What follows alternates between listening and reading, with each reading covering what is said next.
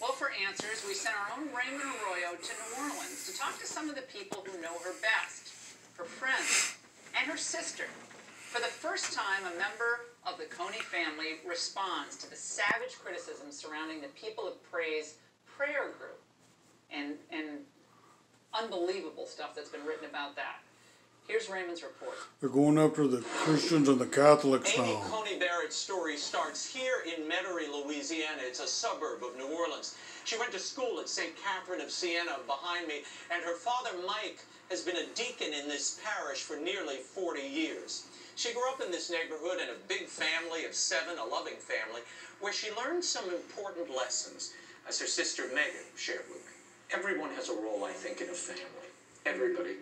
What was Amy's role in your family? I think leadership, probably. She used to be the one to organize games and things. We'd get together at my grandparents' house and she'd kind of take charge. But I think now, although she is still a good leader, I think now I would say today that her role is unity and love, because she just makes such an effort, despite her busy schedule, despite everything that she has to juggle. Her love for people is remarkable. Amy, I feel like, has an incredible wisdom. She and Jesse actually together have an incredible wisdom and patience. Amy was always very quick to admit a mistake, to come back, apologize, and want to try to fix it. You know? Headlines have been filled with criticisms of the People of Praise, a charismatic prayer group that members of the Coney family have allegedly been members of. The media suggested that the group is a cult, and erroneously, the inspiration of Margaret Atwood's Handmaid's Tale. I think anything Give me a break. Can be misconstrued, and you can always pull things from a different More angle. lies. What I can say from my experience, though I'm not actively a member right now, some of my fondest memories are of the friendships that I had growing up, the activities that we did. We did have prayer time together, and that has been an inspiration, honestly, to me as an adult. And I still maintain friendships with those very friends who I grew up with in the People of Praise.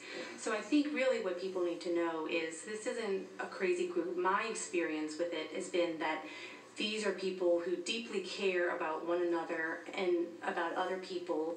Amy Coney attended high school here at Dominican in New Orleans. She was a leader here, a VP of the Student Council, and very close to a group of girls whom she's remained friends with for 30 years. They called themselves the Fearless Foursome. I spoke to two of the foursome, Angel Adams and Renee DiGiovanni. Amy and I served on Student Council together. Our senior year, we were on the executive board, and so we had a lot of opportunity to come up with some creative ideas. Amy was always coming up with great stuff. One time for Halloween, she said, I think we should decorate the locker room and make it into a haunted house. So, of course, Dominican, we had never done that before. But we put together a proposal and we went to administration. And I remember Angel even said, I said they're never going to approve that. You're never going to get to do that ever. They're never going to say yes. Yes, but as it turned out, we were successful in our pitch, and they let us turn the locker room into a haunted house. I think it was a one and done. Pretty sure they didn't do that any years after ours. Might have been one of the wildest days Dominican ever had. There is the storyline being advanced that because she may or may not be a member of this People of Praise group, that somehow she's a submissive woman who only takes orders from men and the man in her life. Your thoughts on that? I know that's just not true. I think it's honestly laughable. The Handmaid's Tale. In the same breath, she's really approachable, and most everyone who's ever encountered More her fiction from the mainstream media. This is a powerhouse. CNN. This is a person of integrity. MSDNC. And I don't know if you get those two words. Rachel Maddow. And then in the same breath say submissive. I don't see it. It's just not the girl I know. I don't think you get to where you are, where she is, as a submissive person. I think that kind of speaks for itself. I don't feel like I really need to give words to that.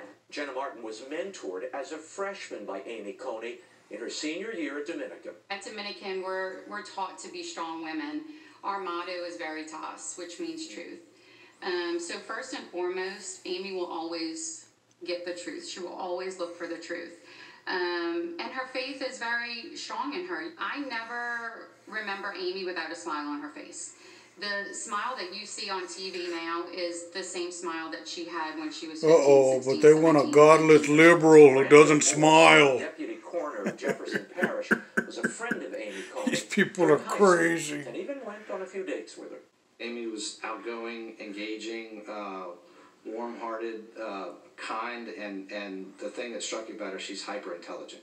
You could just tell in conversations with her, she was ahead of other people's thoughts, but she was humble about it. Her upbringing and her balance is very important, and her humility is only matched by her wit and her warm-heartedness. One thing that struck me, even amidst all types of people from all walks of life, all political parties, all viewpoints, supported her and have come and have said, despite our differences, I respect you, and I think that you are fit for this job, and I think that there is no one better who would be able to separate herself from who she is, what her beliefs are, to be able to see all angles and be fair.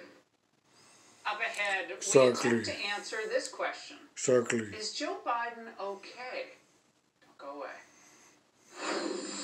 Is Joe Biden okay? Is Jerry Nadler okay? It's a familiar story.